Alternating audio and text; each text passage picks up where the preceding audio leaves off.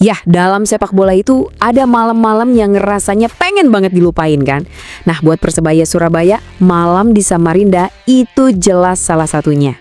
Yuk, kita coba bedah bareng-bareng anatomi kekalahan telak yang jujur aja bikin kaget banyak orang. 5-1. Skor akhirnya 5-1. Tanggal 7 Maret 2026, Persebaya harus mengakui keunggulan Borneo FC. Angka segitu yang kelihatan jelas di papan skor, ya pastinya ninggalin luka yang dalam banget buat tim Bajul Ijo. Dan perlu dicatat ya, ini tuh bukan sekedar kalah biasa. Ini adalah kekalahan terbesar Persebaya sepanjang musim ini oh. Hasil yang jelas-jelas maksa seluruh tim, terutama tim pelatih, buat bener-bener lihat ke dalam, buat introspeksi serius. Oke, kita masuk bagian pertama, malam yang ingin dilupakan. Jadi, gimana ceritanya skor segede ini bisa kejadian? Nah, kita bakal lihat nih satu persatu gimana gol-gol itu bisa tercipta di sepanjang pertandingan. Awalnya sih emang udah berat ya kebobolan di menit ke-15. Tapi bencana sesungguhnya itu datang di babak kedua. Coba deh bayangin, dari menit 59 sampai 68 itu kan gak nyampe 10 menit. Kebobolan 3 gol, 3. Itu sih udah pukulan telak banget yang langsung bikin mental pemain kayaknya hancur. Golnya Leo Lelis sempat kasih sedikit harapan. Tapi ya, cuma jadi hiburan sesaat aja sebelum Borneo nambah 1 gol lagi buat nutup pesta mereka. Nah, setelah pertandingan yang ya kayak gitu, apa sih kata sang pelatih? Kita coba dengerin penilaian jujur dari Bernardo Tavares. Yang menarik, dia sama sekali nggak cari-cari alasan. Poin pertama dari Tavares ini, jujur banget.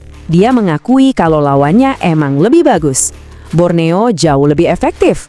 Intinya, soal manfaatin peluang, Borneo itu klinis banget, sementara Persebaya sebaliknya. Simpel, bedanya di situ. Dan di sini nih, kita bisa ngerasain frustrasinya. Tavares negasin kalau timnya tuh bukan yang nggak ngelawan. Peluang ada, tapi finishing, wah itu jadi masalah besar. Cuma bisa masukin 1 gol. Jelas ini jadi PR besar buat evaluasi tim secara keseluruhan. Setiap tim yang masuk ke lapangan itu kan pasti punya game plan ya, punya strategi. Tapi gimana jadinya kalau rencana di atas kertas itu beda jauh sama kenyataan di lapangan? Nah, kita coba lihat lebih dalam lagi di bagian ini. Nah, ini dia nih inti masalahnya. Rencananya Persebaya mau main agresif, mau menang duel di semua lini. Kenyataannya, finishingnya nggak efektif. Terus para pemain juga nggak bisa keluarin performa terbaik mereka. Dan yang paling parah, ini nih, mereka kebobolan gol-gol yang sebenarnya udah diantisipasi sebelumnya. Sakit banget kan? Dan ini mungkin bagian yang paling nyeseknya. Ternyata ancaman dari Borneo FC ini sebenarnya udah kebaca. Tim pelatih tuh udah tahu banget kalau senjata utama mereka itu tembakan-tembakan jarak jauh. Jadi ini bukan kejutan sama sekali. Persebaya udah tahu, mereka udah siap-siap. Bahkan katanya udah coba nutup ruang tembak di sekitar kotak penalti. Tapi eksekusinya di lapangan gagal total. Artinya apa? Ini nunjukin ada masalah yang lebih dalam. Entah itu komunikasi antar pemain atau disiplin taktis yang benar-benar berantakan malam itu. Oke, kita lanjut. Coba sekarang bayangin posisi Anda sebagai pelatih. Tim lagi ketinggalan banyak gol. Waktu makin menipis. Apa yang bakal Anda lakuin? Nah, ini dilema taktis yang berat banget.